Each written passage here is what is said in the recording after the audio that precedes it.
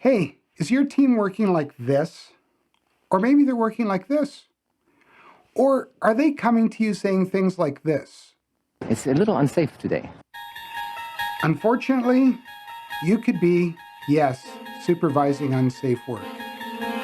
Let's look at some best practice techniques that can help you overcome supervising that unsafe work.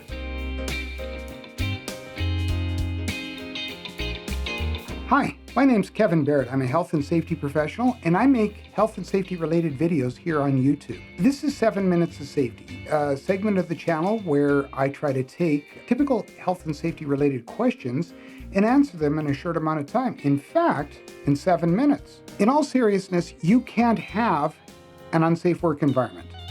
So let's take 7 minutes in this video and look at some best practices that can help you as a supervisor either correct unsafe work when you observe it or deal with an unsafe work refusal once it occurs.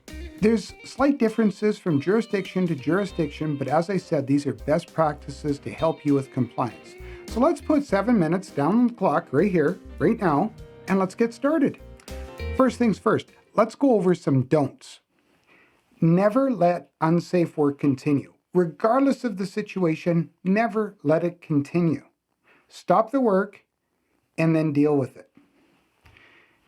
Never make assumptions. When workers are refusing unsafe work, never make assumptions. Don't accuse them for doing it for any other reason, like I'm talking about making an unsafe work refusal, for any other reason. Are you lazy little leech? Yeah, especially something like that. Don't delay investigating for the sake of procedure, profit, anything else. Get back to work, you morons! It kind of goes back to point one. You want to stop the work and you want to investigate it as soon as possible.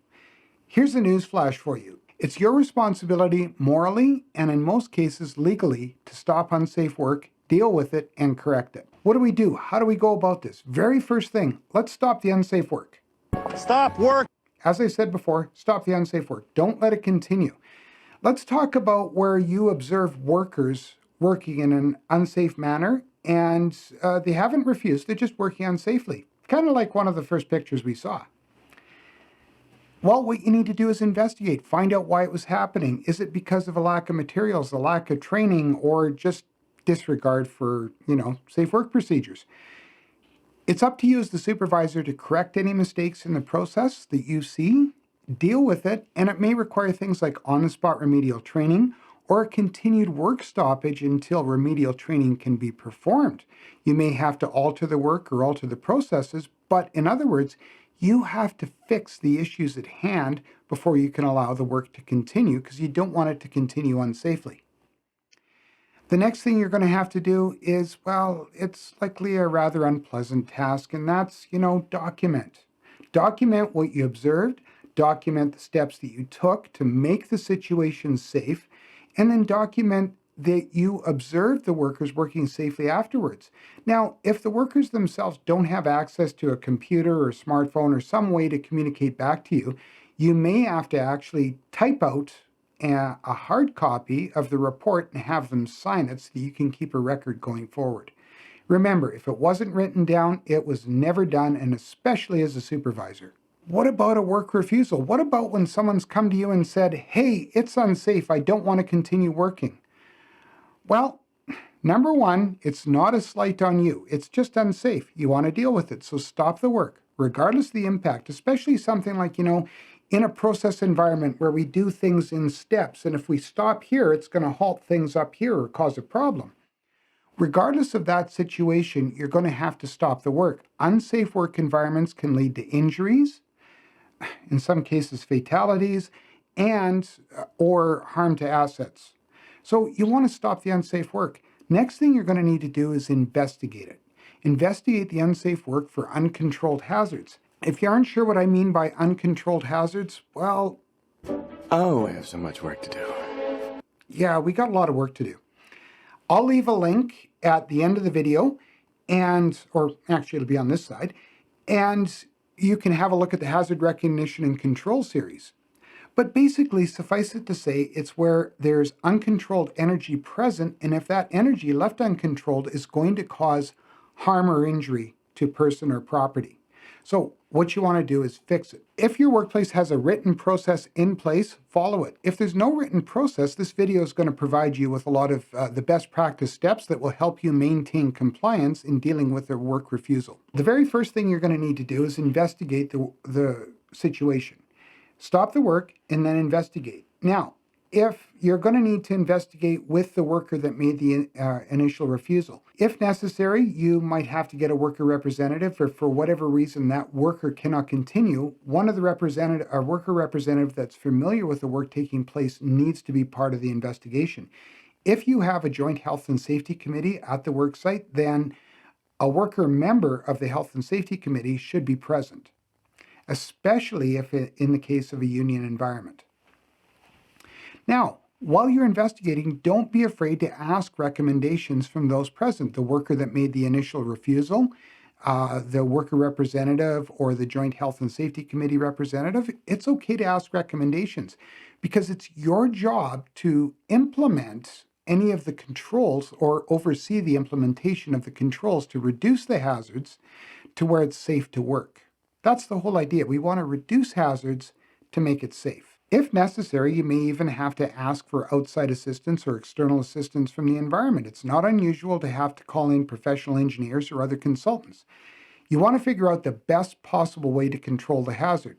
Now, once you've got the hazards controlled, have a look at how you're going to restart everything, restart the operation, and then observe the work taking place to ensure that all the hazards are controlled and the safe work can continue. The next part, once again, I know it sucks. I do.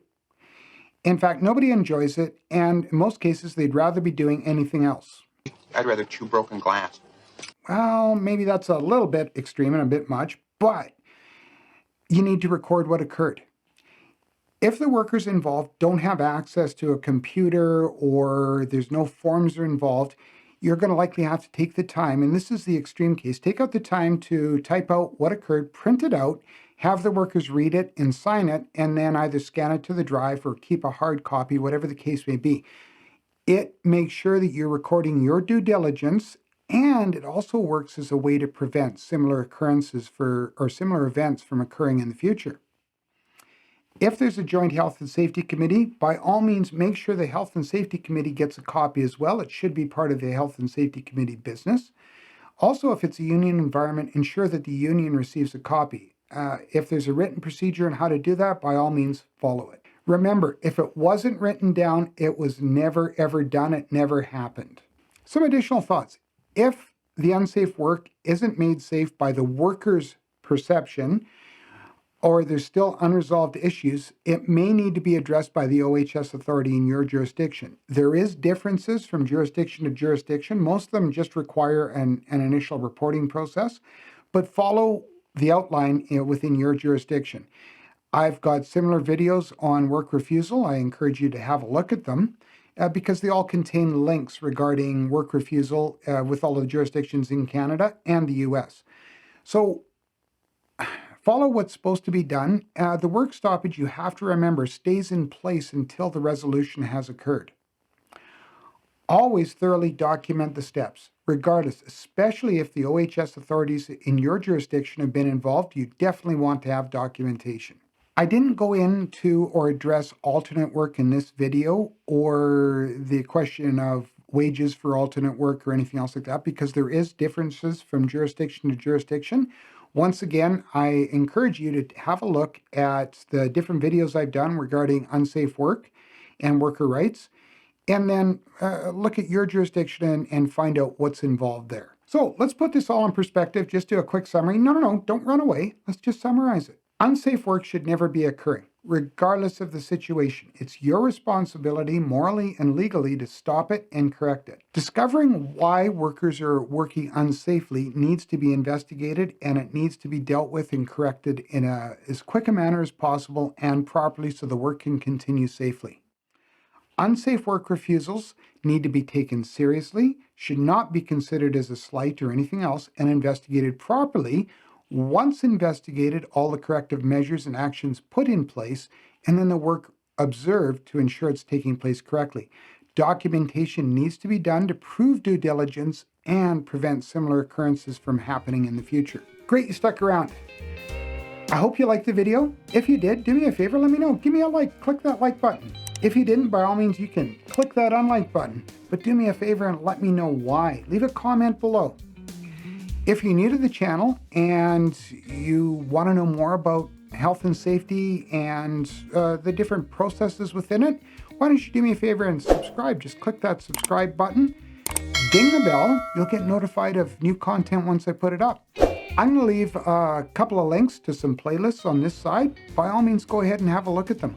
One is going to be on worker rights and responsibilities in Canada, and the other one is on incident investigation, the theory and practice. Anyway, until we see each other again, do me a favor. Think safety, talk safety, do safety. That way we provoke it at home and in the workplace. Take care. Bye for now.